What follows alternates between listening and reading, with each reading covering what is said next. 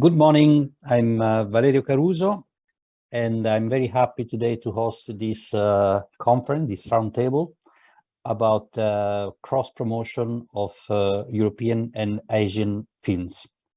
Thank you very much for being here. I'm Valerio Caruso. I'm the director of the website cineropa.org, which is a website precisely intended to promote European films abroad. So today we have four very distinguished guests. I would like, first of all, to ask them to briefly present themselves, maybe starting with Putri. She's in Greece right now. Hi, Valerio. How are you? Good, thank you very much. Yeah, so hello, everyone. My name is Bettina Putri Wismurti, or for short, you can call me Putri. At the moment, I am the co-director of Europe On-Screen Film Festival in Indonesia. It's a European Film Festival, and that has been running for 23 years edition. So it makes the festival the longest running international film festival in Indonesia, actually. We just finished our festival last June, and we garnered audience 36,000, almost 36,000. Sorry, 36,000 and more audiences, as the festival was run in a hybrid format via festival scope, via the online screenings, as well as the offline screening with all the related festival venues and cultural centers in Indonesia.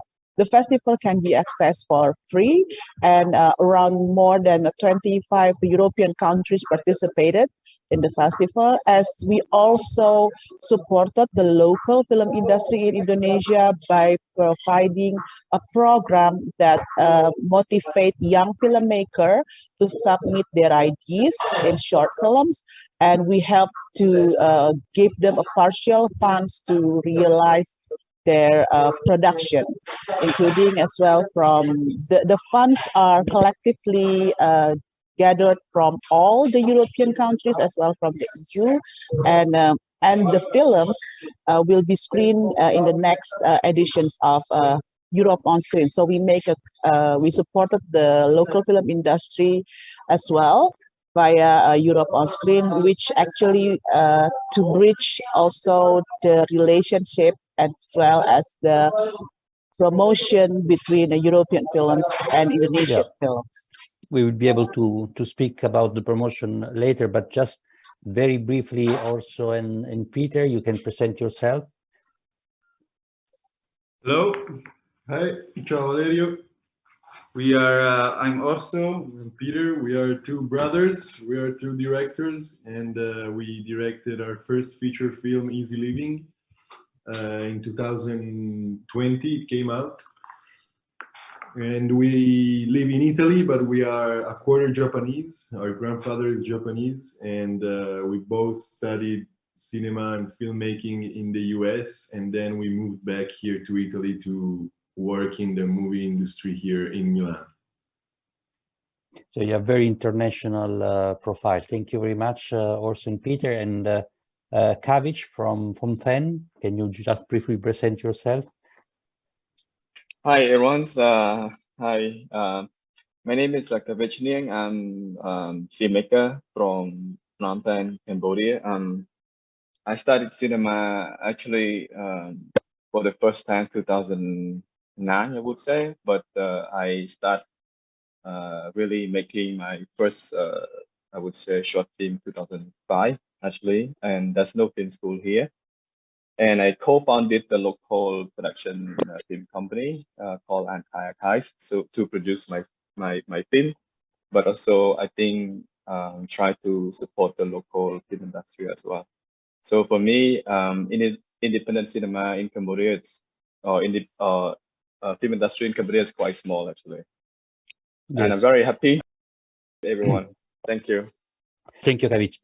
I have a first question for you, as we are talking about Asian and European films. My first question is, do you have the feeling or the impression that there is such things as European films or Asian film And yes, what is the definition that you would give to European film and an Asian film, or East Asian films, I would say? Maybe we can start with you, Kevich. Yeah, yeah. I think from my, I would say, personal experience and maybe some knowledge about cinema, I would say maybe, as I seen, I would say a lot of Asian films has some kind of, I would say the film was focused on more characters, or maybe the family, or relationship between the family, something like that. And I found that a lot in many Asian films. And I also felt that a lot of maybe film that I watch as having, long take or slow pace, or maybe just only me who watch interested in this kind of style. And I think for European, maybe they have some kind of, I think the subject, I would say they focus on more individualism, because somehow I think cultural speaking, Asian and European, we have a real different way of thinking about the way we live. And I think the cinema somehow it's make it me feel that they focus on more individual, That's from my personal experience, from my personal observational, after watching a film from European and Asia. Also, and Peter, you have, as we said before, a very international background. Your grandfather was also from Japan. Do you agree with Kavich? You have been also working and living in US. Yeah, it's very interesting because I never asked myself this question, but when you asked it, it came to my mind that for some reason in my head, these places produce different movies, but I wouldn't really be able to pinpoint why. I mean, if I picture myself going through a festival program and looking that there's a movie from Europe or a movie from South Asia, there are some prejudices in my head, probably. But in the end, they're probably very superficial, because when I then think about the actual experience, sometimes we see a European movie that could have been done in what our conception of an Asian way of making movies would be, and vice versa. So definitely, probably historically, there is a sort of a different maybe approach on average, obviously, on how the movies are made, but maybe that is more and more changing, especially today, that especially in the filmmaking community, we get the chance, thanks to also new platforms and festivals and stuff like that, we get the chance to also explore different filmographies from different countries. So I think that gap is kind of closing a little bit, but that maybe, I don't know, it's very hard to answer a correct answer, because it's for me. Peter, you want to add something? No, I think as he was saying, the cultural differences of individualism and collectivism are huge between Western countries and Asian countries, and obviously that comes out in cinema as well. But it's really hard to make a broad general definition of the differences, because as also was saying, if then I think about specific movies, sometimes these differences completely cross each other. But it's also true that in a general term, if I think of, especially Japanese movies, because that's probably the most, the country that we saw the most movies from Asia, it's true that the family and then the group, theme is more present. If you compare it to the European movies, where the plot maybe or or the individual story is more, generally the main topic. But, as also was saying before, then a lot of specific movies from Asia come to my mind that don't apply to those, type of division. So yeah, and on the other hand, I ask myself, but so is the family theme not really a huge thing in Italy or France? And then I answer myself, no, Yeah, because if you exactly. think of examples, even movies here or in France, for instance, a lot of times they have to do about family and dynamics like that. So it's very hard to pick a clear difference, probably. Putri, as a observer, a festival organizer, what are your impression? Because you also watch a lot of European films. Yes, Valerio. So when I watch the films doing the curatorial for the festival, it's basically I tried. We always try to look. Me and Nova, we always try to look the most friendlier, because here in Indonesia, I don't know with you, Kafik, but especially in Indonesia, European films are considered to be long, boring, and not exciting as American film, for example. And having worked with the American film industry in the past, I understand that has also something to do with maybe promotional, maybe people also are not really open to the films itself. While for my part, working as a film programmer for festival, it's basically European films basically shows us more similarity, actually, like what Peter and also saying, that you have a lot of issues in the family, you have a lot of issues with diversities, gender problems, women issues. That's something that films in ASEAN countries right now are more and more trying to capture, actually. As I saw the trailer, and you screen Uni from Indonesia, and this is also part of representing what is the women's issue at Indonesia at the moment.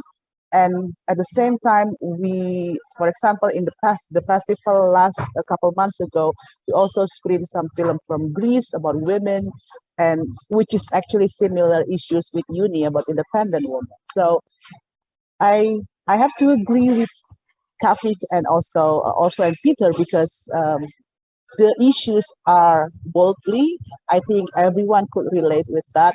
It's just how to deliver the film, just to screen the film in the cinema also. Because here in Indonesia, it's very rare if you can see a European film to be screened. Maybe just 1 or 2 films a month. Yeah, I have a little bit provocative questions, especially for the 3 filmmakers here, because I'm myself a festival curator. I have to watch a lot of films, European films and sometimes Asian films. I must say that sometimes I have it's very difficult for me to watch the film, because I'm watching maybe 300 or 400 films a year, and I would say that I would not say that the films are are bad in a general terms, but I have the impression that the filmmaker doesn't take into account the audience. So he's talking about stories for themselves, but do they really take in consideration that what the audience want to watch? My question to Kavic and also Peter, when you are writing a film or directing a film, do you have a particular audience in mind? Do you think about the audience, or you think just I have to tell this story, and the audience may like it or not, is not real my problem? Well, go ahead. Peter.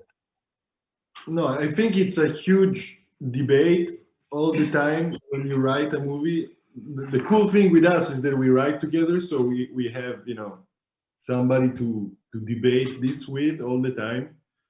Because obviously for us, when you start writing a story, you start from yourself because it's the only thing you got, right? So you start by trying to analyze something that you're feeling or something that you're living or something that you're going through. And obviously when you start putting it down, you're thinking about telling it to someone. Otherwise you would just think about it yourself, right? So it's a really complicated relationship that you have to analyze between you and the fact that you are putting down a story to tell to somebody, but at the same time you have to be faithful to your personal feelings, right? So it's like this constant battle between being faithful with who you are and what you're feeling, and trying to make it understand to somebody else, which is kind of the core of art in a way, the fact that you're trying to share a feeling, a so profound feeling with somebody else and trying to tell it, right? At the same time, it's since we, for example, we talk about specific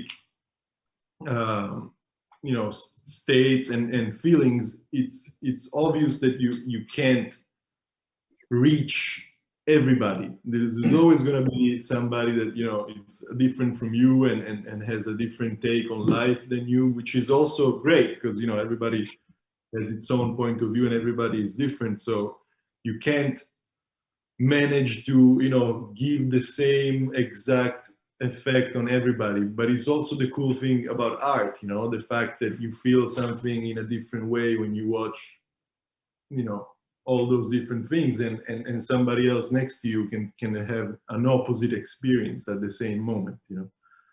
So I think it's really important to think about the audience, because otherwise we'll just be with yourself and telling a story to yourself, which sometimes could be useless in a way, but at the same time trying to focusing too much on making everyone happy doesn't really make sense for us, I think, because at that point you wouldn't be really faithful to what you're trying to say and what you're trying to feel, because you have to to write a too broad thing to put everyone together, that you would lose the specialty of the specific thing that you're trying to say. So I believe that it's really important to think about the audience, but at the same time it's really important to don't let go of the special thing that every single people have, and its diversity and its uniqueness, that it's also a really huge and important aspect of a piece of art. Thank you. Orso, do you want to compliment or? Yeah, I mean, I agree. The thing is, when you, at least for how we approach this, because obviously there is tons of different ways to approach filmmaking as well in writing, but as we do it, obviously the audience is probably the most important thing in the end, because without an audience it wouldn't even make sense to be making movies. But keeping in mind that in order for, at least the way we like to make movies, in order to really get to the audiences, I think that the core is that you really also need, you're telling a story that doesn't concern you directly, but it's something you observed, and the way, but the way it hit you personally, and your personal take on it really must be, I think, honest. And there probably is a lot of filmmakers around the world that are just very good storytellers, and maybe they don't relate that much. But I think from how we see it, that you really can tell the difference. Even when a movie is written on a more scholastic way and more like, okay, there's this happening, this because this must happen, and this is the normal narrative structure. But then you can tell when there's some personal involvement of the filmmakers and the actors, and and when there's not. And I think when there's not, it's less likely for the movie. It may make a lot of money, but it's less likely for the movie to really get to the hearts of who's watching. And I think that's the most important. Yeah, sometimes I think that I would rather, really profoundly touch like 10,000 people than slightly touch 1,000,000 people. And I think to do that, you have to be really honest and really, in touch with what you personally are feeling so that you can tell something real. Kavic, Thank you for sharing your thought. Yeah, I found it very similar as what you, Peter, and also talking about as well. I think from my experience, actually, I start with my personal experience, personal thought, about something, and then and sometimes I go too much to be more personal, I would say in other way that sometimes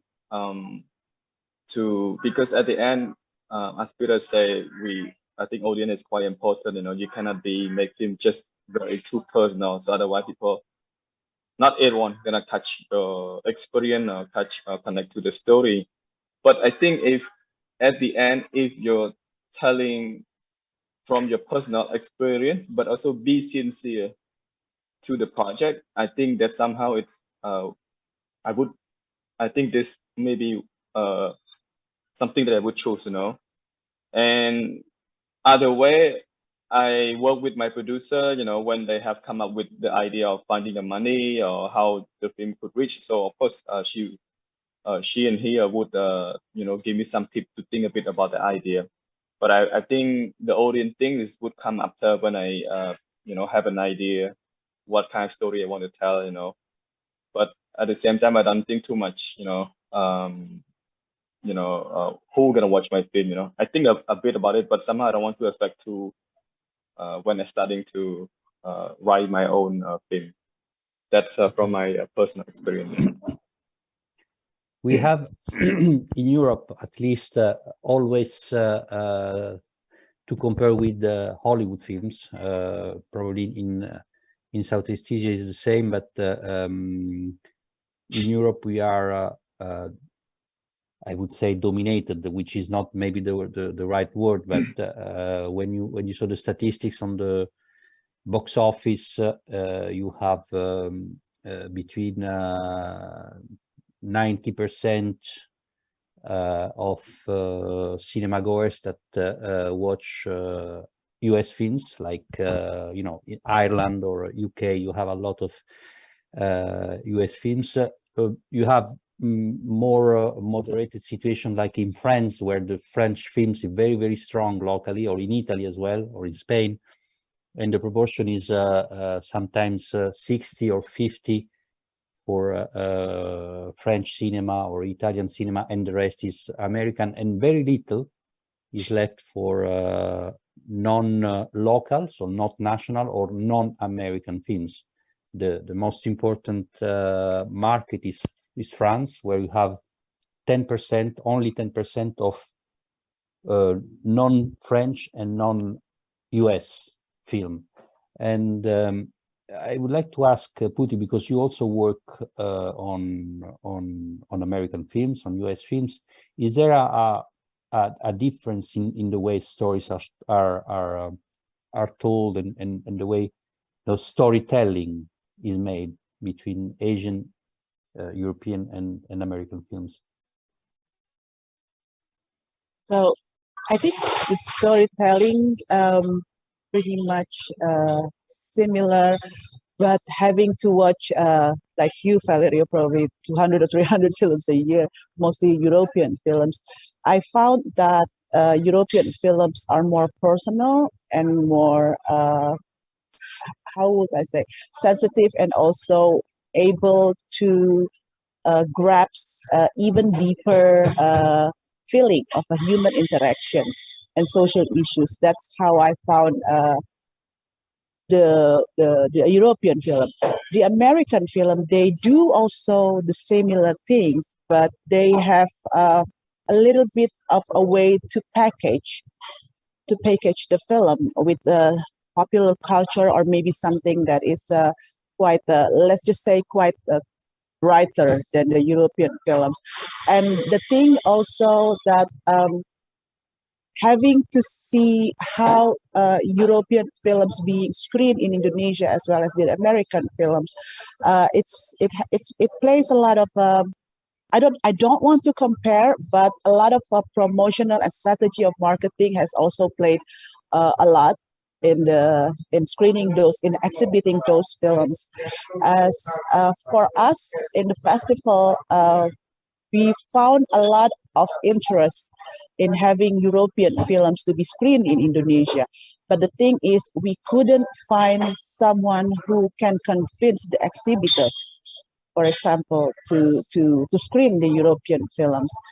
And right now, I see a little bit more of changes in the European films. For example, we often see European films, especially from the Scandinavian countries, are more cold and dark.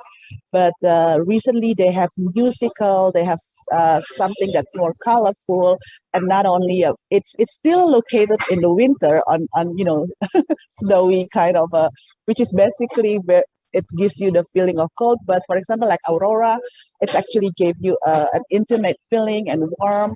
And also recently we also screened a Cream from Hungary, and then it's actually something that Indonesian audience, at least, or I guess also Asian audiences are already accustomed, but now they get another alternative with this kind of rom-com. And what I like about European film is that it always provides you with unexpected surprises at the corner, like a plot twist or a simple things that, oh yes, we have never thought about that, and being portrayed in the movie. So if you ask me about the differences, I think, and also of course the promotional and marketing strategy plays a lot. I rarely seen, well, not rarely, but for American film, working with American films in the past, I understand that they have already very advanced strategic promotional marketing in terms of social media, while I found this very lack in European films. And I found this also as a challenges while running the Europe on screen, because we are, I mean, in ASEAN, we are very fast in adapting social media into our life. And when I promoted the festival, we always have a strategical planning via social media. And it is hard for us if we cannot find social media of one European film or a filmmaker. And this is something that maybe can be improved later on. Thank you. I know you have to leave in 5 minutes, right, Putri? Yes. Okay. So maybe we can just ask Kevich also and Peter what they think about the promotion, the cross-cultural promotion of European films in Asia and Asian, Southeast Asia film in Europe. Do you think it's a matter of money, so the money you put on marketing? Is it a matter of maybe that the film are perceived, as Putri was saying before, slow or a little bit boring or not entertainment? What do you think about how we can better promote our films in the regions? Well, I think that fortunately, after Parasite won in the Cannes Film Festival, especially, I mean, in Italy, I have seen a slight, change in the presence of Asian movies in theaters. I mean, obviously not still as much as I think we would like, because, there's maybe one every couple of months that comes out. But I think after Parasite showed a little bit also to the big audiences that, there are amazing movies in Asia, and that they are definitely worth seeing here in Europe, because before it was really rare to see Asian movies in theaters. And right now it's a little bit better. Obviously, I'm talking about theaters that show, you know, independent movies as well. If I think about the big, you know, commercial theaters, still it's pretty bad, the situation, because of, as you were saying before, the dominance of still American Hollywood movies that, you know, they sell tickets. I mean, they used to sell tickets, and so cinemas and theaters and distributors are, you know, they think it's safe to put those kind of movies, and they think it's definitely safer than putting Asian movies or independent movies from across Europe. I don't know what would be the best way to change this. I would definitely love to see a big change in what theaters show, and the problem is always the audience, because it's the audience and it's who, you know, buys the tickets that kind of pull the decisions of the distributors and the theaters. So maybe the best way to solve this, as everything, is through, you know, the education of people in schools and everywhere, and cultural events that, you know, slowly educate people to actually, you know, show them how important it is and how beautiful it is to see movies of other countries and dive into other cultures and learn a lot also from seeing completely different stories that here maybe you're not used to. So yeah, I think maybe the best way to solve this would be to actually create the interest in the audience by, you know, organizing cultural events and start to show these movies and different movies around the country more and more, even though it's really hard. I know. Puti, you want to say something before you leave? I think one important aspect, as Peter was mentioning, is what attracts a lot of the audience and the public is having the guest. So inviting the guests, it's something which is really important for, in terms of also for the promotion, but in the festival as well. Maybe you can say something before you leave. Yes, Valerio, I think this is also one important part. For example, last week, actually, we have a premiere of a French film in Indonesia. It's called Arthur Malediction, and the distributors, they try to collaborate with the local embassies, the French embassy, to bring someone to make the film more known or popular to others. And this is usually helps, because this is what some of the distributor that screen a non-American and non-Indonesian and non-European films, like we have a lot of Thailand and Japanese and Korean films. They did that also in the past, and also what they did is actually to bring a festival guest during their Korean festival or Japanese film festival. This has helped a little bit to improve the situation, but again, also we have very selected cinemas that would screen this kind of like European films, or we have a very niche film, but it is now growing, and I understand in the next months, especially after the pandemics, where all the films were being postponed, now they are coming out, and more distributors in Indonesia, they try to also screen films that has both acclaim or selected in the festivals abroad. So I think right now, in terms of screening European films, if you say in Indonesia, I think it's growing. Okay. Thank you, and thank you very much. You have to leave. We thank you for your presence, your contribution. Thank you, Valerio, for inviting me. Thank you so much, everyone. Thank you. Thank you, and hope to see you soon, all. Thank you. Ciao. It's up to you. And also, I also interested because your films, your both films were presented in very important festivals in Europe, in Rotterdam, the first one, and in Venice, the second one. And I would like also to there is a okay. Also, how the film were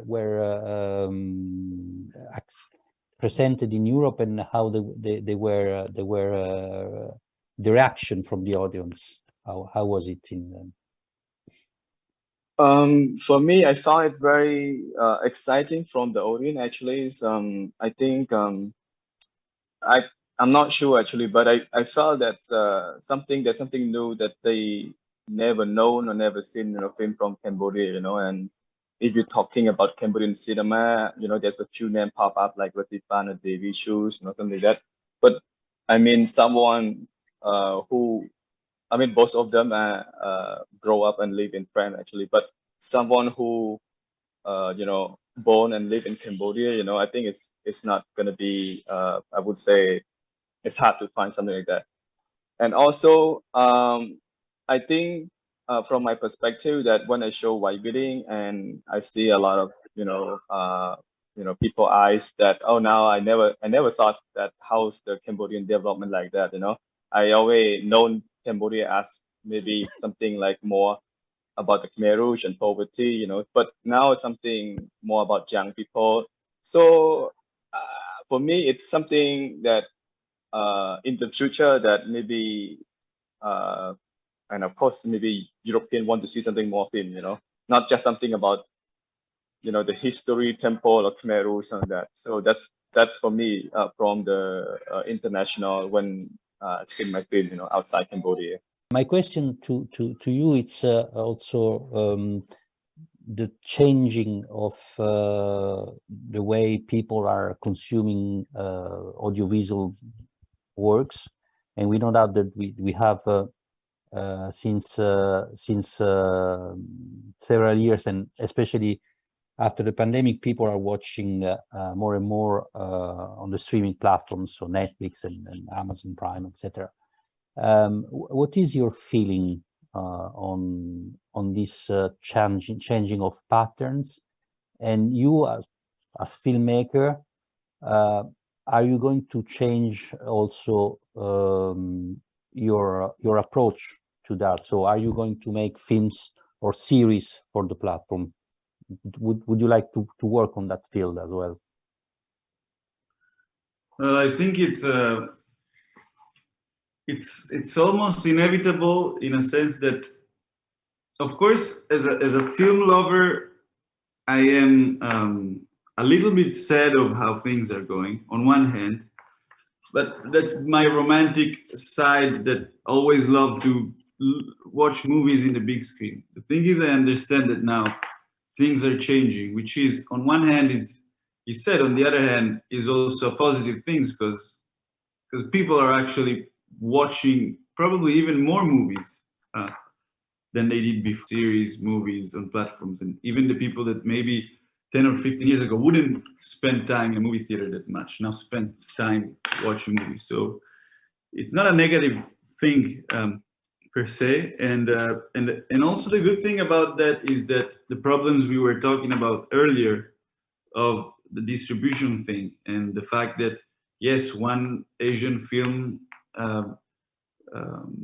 became famous, and so other films are coming from Asia, but that's also related always with money, Okay, this film is done good, so let's bring other Asian movies, not from an artistic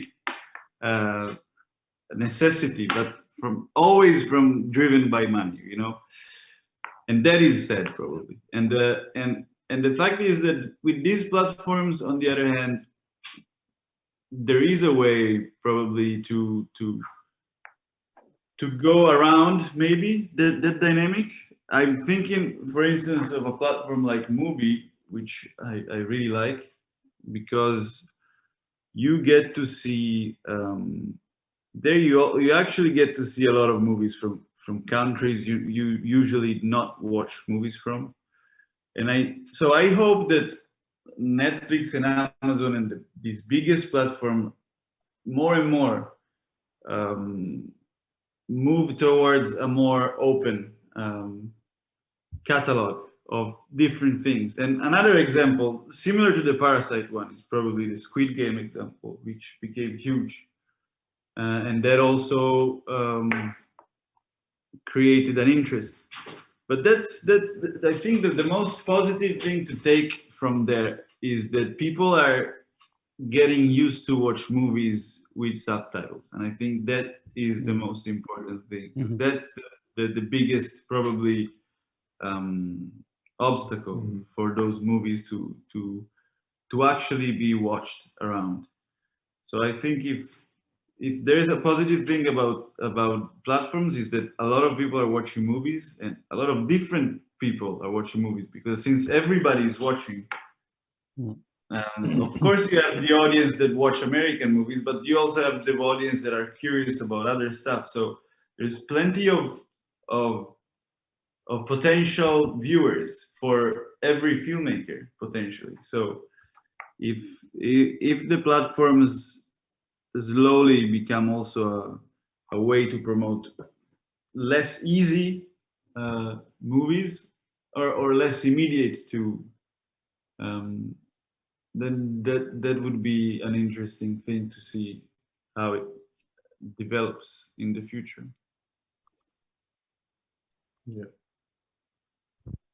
Yeah, I think that, as also was saying, there is a lot of positive sides of the platform world, which is, bringing so much stuff to so many people in a much broader way. So, enlarging the whole scope of cinema in a way. At the same time, another thing that it's worth, I think, discussing is that these platforms, since they have so many people to feed, they need a lot of stuff, all the time. So it's a good thing on one side, because there's so many productions and they're giving so much work to so many people in the movie industry, which is great.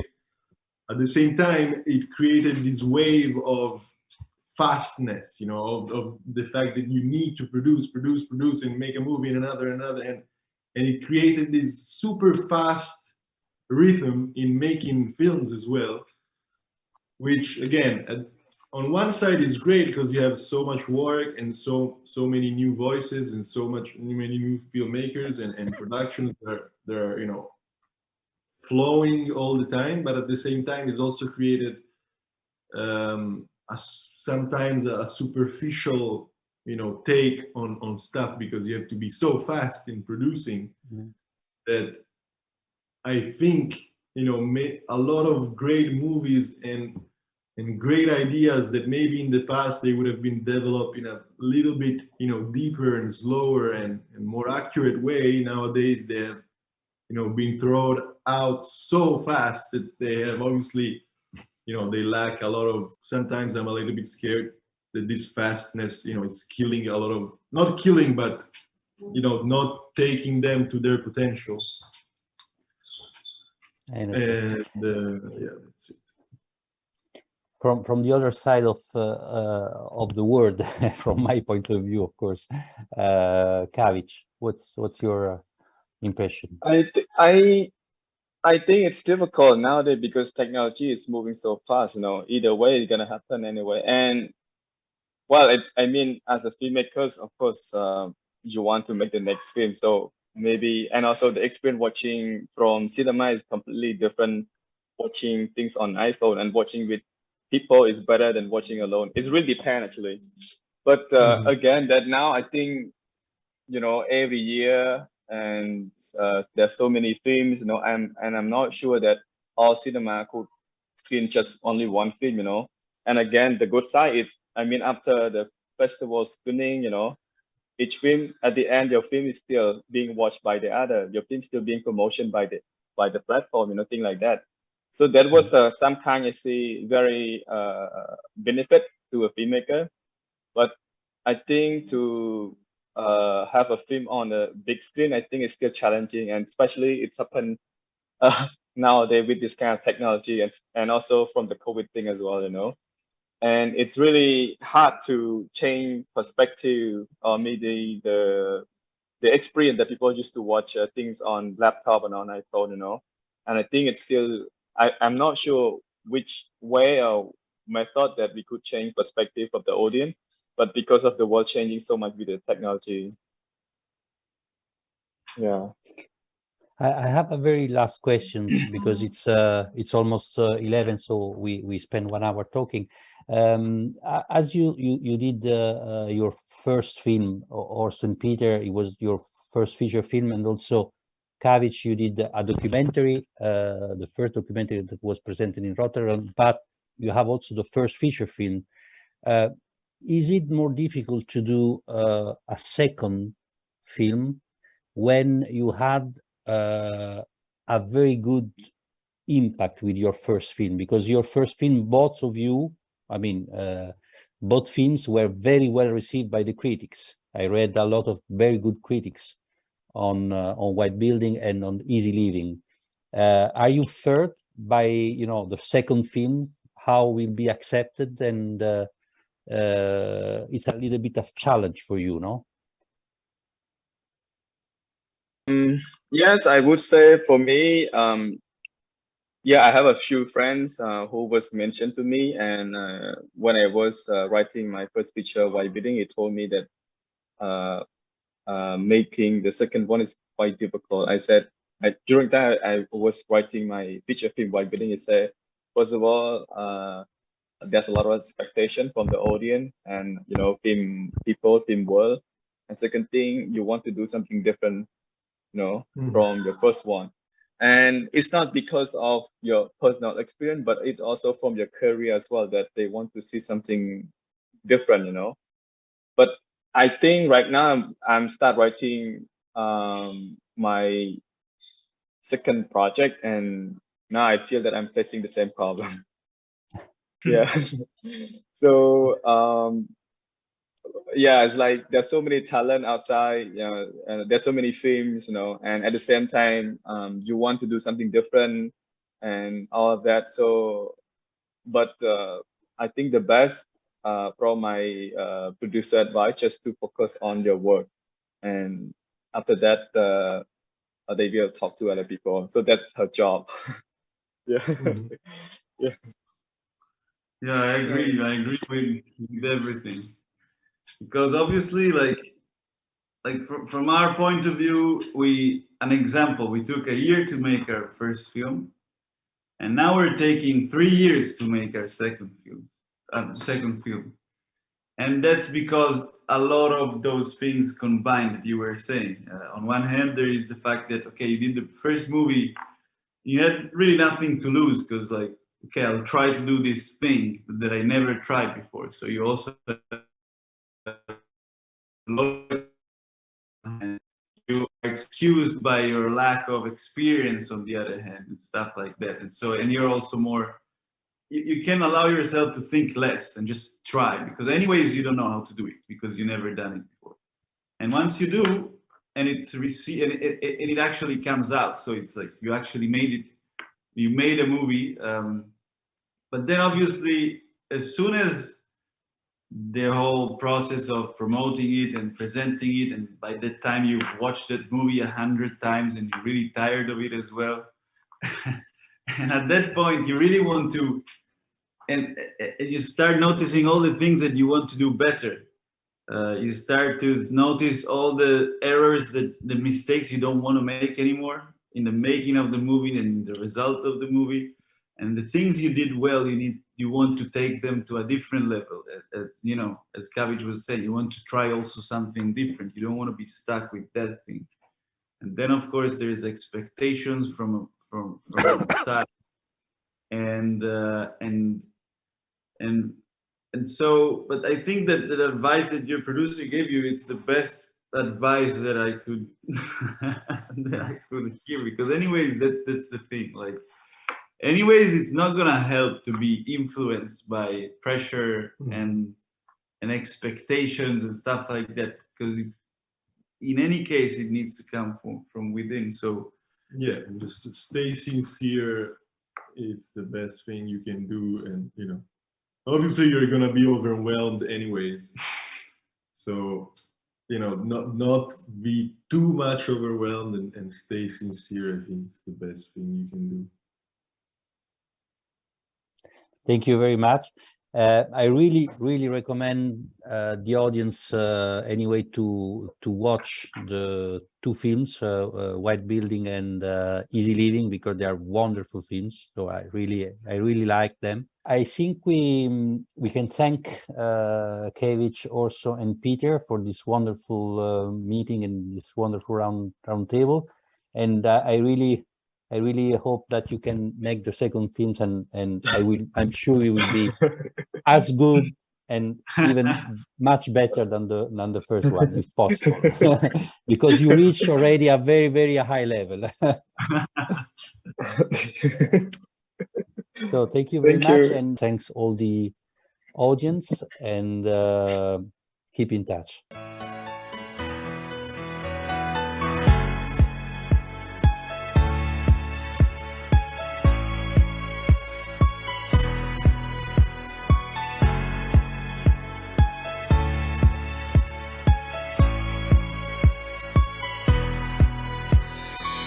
Recording stopped.